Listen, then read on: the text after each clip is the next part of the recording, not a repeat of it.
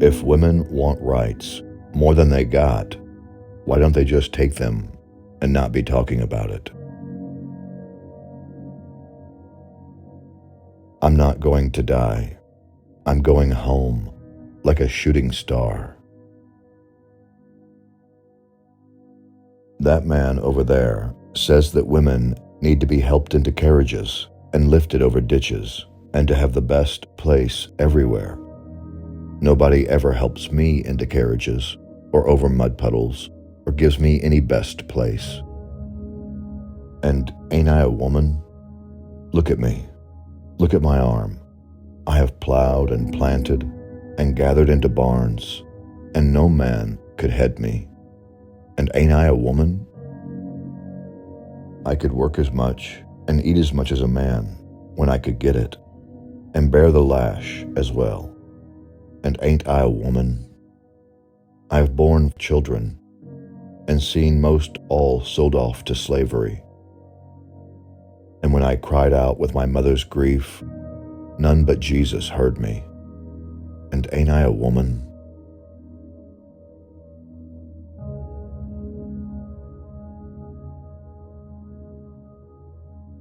If the first woman God ever made was strong enough to turn the world upside down all alone, these women together ought to be able to turn it back and get it right side up again. And now they is asking to do it. The better men let them.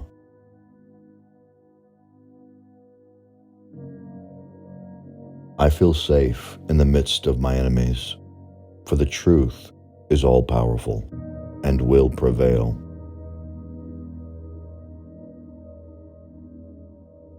Then that little man in black there, he says women can't have as much rights as men, 'cause Christ wasn't a woman. Where did your Christ come from? Where did Christ come from? From God and a woman. Man had nothing to do with him.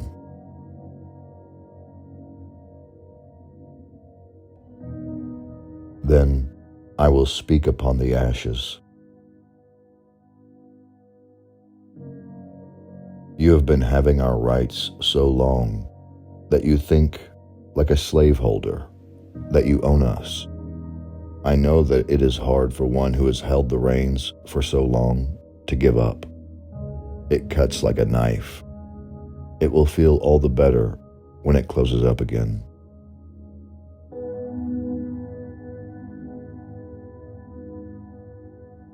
It is the mind that makes the body.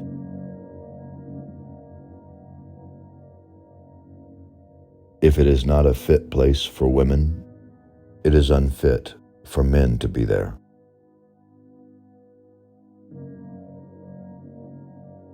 Let others say what they will of the efficacy of prayer. I believe in it, and I shall pray. Thank God, yes, I shall always pray.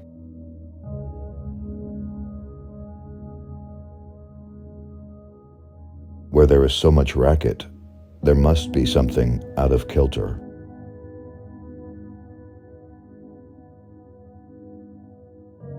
We have all been thrown down so low that nobody thought we'd ever get up again. But we have been long enough trodden now. We will come up again. And now I am here.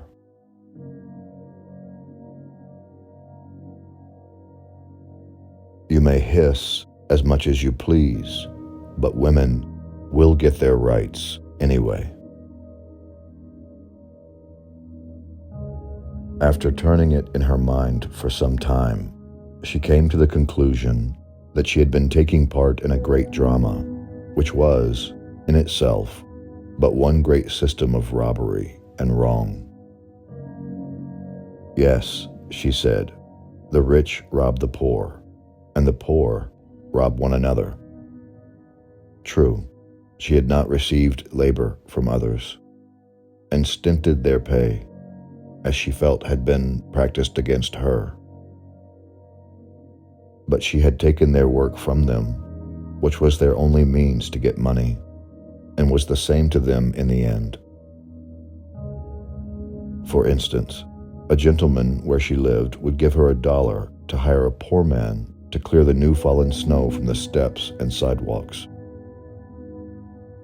She would rise early and perform the labor herself, putting the money in her own pocket. A poor man would come along, saying she ought to have let him have the job. He was poor and needed to pay for his family. She would harden her heart against him and answer, "I am poor too, and I need it for mine." But in her retrospection, she thought of all the misery she might have been adding to, in her selfish grasping, and it troubled her conscience sorely. And this insensibility to the claims of human brotherhood and the wants of the destitute and wretched poor, she now saw, as she had never done before, to be unfeeling, selfish, and wicked. "Now, if you want me out of the world, you had better get the women votin' soon. I shan't go till I can do that." And what is that religion that sanctions, even by its silence, all that is embraced in the peculiar institution? If there can be anything more diametrically opposed to the religion of Jesus than the working of this soul-killing system, which is as truly sanctioned by the religion of America as are her ministers and churches, we wish to be shown where it can be found.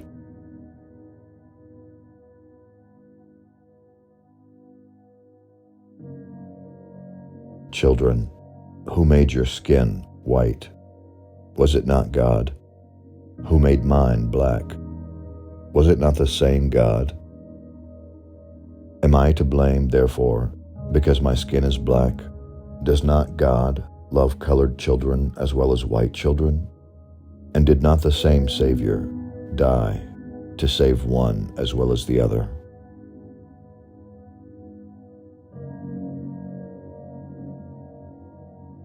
Many slaveholders boast of the love of their slaves. How would it freeze the blood of some of them to know what kind of love rankles in the bosoms of slaves for them? Witness the attempt to poison Mrs. Calhoun and hundreds of similar cases. Most surprising to everybody, because committed by slaves supposed to be so grateful for their chains.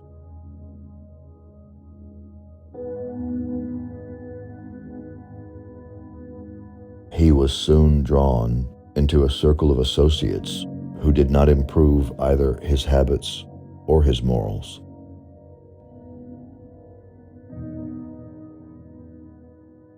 Absurdity of the claims so arrogantly set up by the masters over beings designed by God to be as free as kings, and at the perfect stupidity of the slave in admitting for one moment the validity of these claims.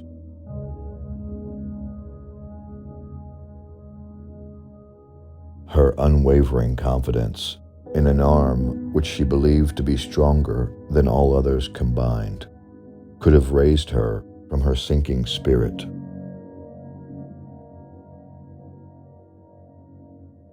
Through all the scenes of her eventual life may be traced the energy of a naturally powerful mind, the fearlessness and childlike simplicity of one untrammeled by education or conventional customs, purity of character, an unflinching adherence to principle, and a native enthusiasm which, under different circumstances, might easily have produced another Joan of Arc.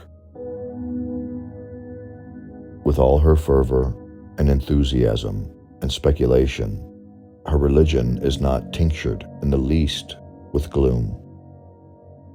No doubt, no hesitation, no despondency spreads a cloud over her soul. But all is bright, clear, positive, and at times ecstatic. Her trust is in God, and from Him she looks for good and not evil. She feels that perfect love casts out fear.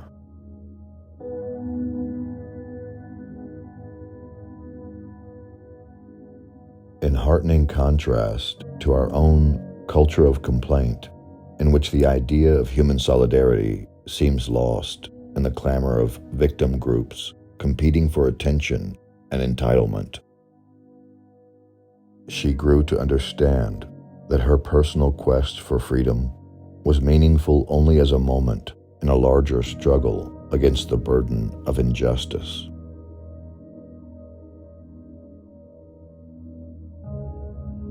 Look there, above the center, where the flag is waving bright. We are going out of slavery. We are bound for freedom's light. We mean to show Jeff Davis how the Africans can fight.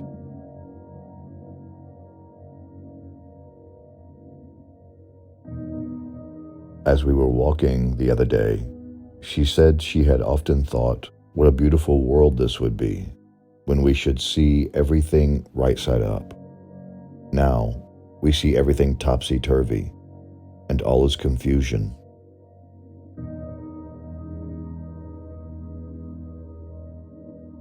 Life is a hard battle anyway. If we laugh and sing a little as we fight the good fight of freedom, it makes it go easier.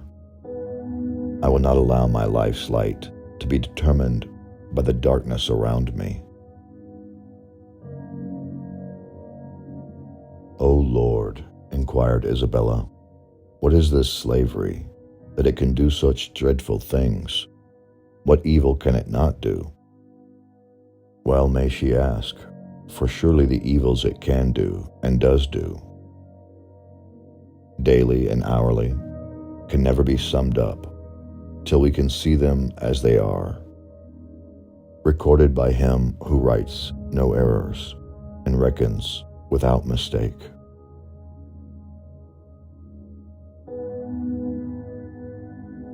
I tell you, I can't read a book, but I can read the people.